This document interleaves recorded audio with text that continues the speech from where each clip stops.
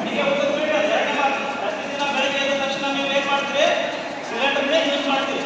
ಆ ಸಿಲಿಂಡರ್ನ ಯೂಸ್ ಮಾಡಬೇಕಾದ್ರೆ ಹೆಂಗೆ ಯೂಸ್ ಮಾಡಬೇಕು ಅಂತೇಳಿ ಅವರೆಲ್ಲ ರಿಸ್ಟ್ರಿಕ್ಷನ್ಗಳು ಕೆಲವೊಂದು ಹೇಳಿದರು.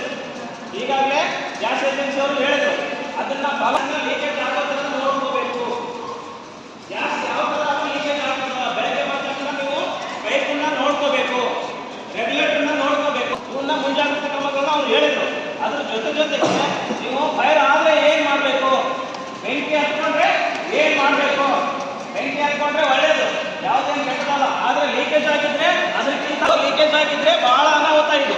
ಬೆಂಕಿ ಹತ್ಕೊಂಡಿದ್ರೆ ಕಣ್ಣಿಗೆ ಕಾಣಿಸ್ತದ, ಎಲ್ರಿಗೂ ಕಣ್ಣಿಗೆ ಕಾಣಿಸ್ತದೆ ಬೆಂಕಿ ಹತ್ಕೊಂಡ್ರೆ. ಅದಕ್ಕೆ ಇದನ್ನ ಬೆಂಕಿ ಹತ್ಕೊಂಡ್ರೆ ಏನು ಭಯ ಪಡುವಂಥದ್ದು ಏನೂ ಇಲ್ಲ. ಆದರೆ ಈ ಗ್ಯಾಸ್ ಲೀಕೇಜ್ ಆಗಿದ್ರೆ ಯಾರ ಕಣ್ಣಿಗೂ ಕಾಣಿಸಲ್ಲ. ಕಾಣಿಸ್ತದೇನ್ರಿ ಯಾರ ಕಣ್ಣಿಗೆ? ಕಾಣಿಸಲ್ಲ. ಅದನ್ನ ಯಾವ ಥರ ಫೈಂಡ್ ಔಟ್ ಮಾಡ್ಬೇಕಂದ್ರೆ ನೀವು ವಾಸನೆಯಿಂದಲೇ ಫೈಂಡ್ ಔಟ್ ಮಾಡಬೇಕು. ವಾಸನೆ ನಿಮಗೆ ಸಿಕ್ಕಾಗ ಅವಾಗ ಏನು ಮಾಡಬೇಕು? ನಿಧಾನಕ್ಕೆ ಯಾವುದು ಲೈಟ್ ಆಗದೆ ಜೀವನ ಏನು ತಗೋದೇನೆ ಅದನ್ನು ಬೆಳಕಲಿಂದ ಯಾವುದು ಬೆಳಕು ಹಾಕದೇನೆ ಬಂದು ರೆಗ್ಯುಲೇಟರ್ ಆಫ್ ಮಾಡೋಕ್ಕೆ ಪ್ರಯತ್ನ ಮಾಡಬೇಕು. ರೆಗ್ಯುಲೇಟರ್ ಆಫ್ ಮಾಡಿದ ತಕ್ಷಣ ಒಂದು ಸ್ವಲ್ಪ ನೀರು ಸ್ಪ್ರೇ ಮಾಡ್ಬೋದು.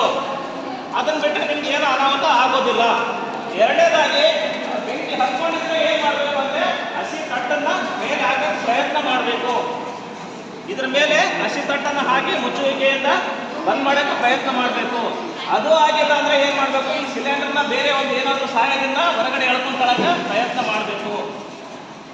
ಅದು ಆಗಿಲ್ಲ ಅಂದರೆ ಏನು ಮಾಡಬೇಕು? ನಮ್ಮ ಫೈರ್ಗಳಿಗೆ ಕಾಲ್ ಮಾಡಬೇಕು.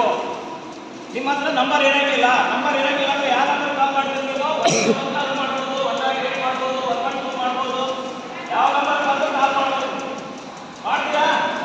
ಮತ್ತೆ ಏನಾಗುತ್ತೆ ನಿಮ್ಗೆ ಡೌಟು? ಇದರೊಳಗಡೆ ವೈಶರ್ ಇರೋದು ಕೇವಲ 5 ರೂಪಾಯಿ ವೈಶರ್ ಇರೋದು, ಭಾಳ ಒಂದು ಸಣ್ಣ ವೈಶರ್ ಇರ್ತದೆ.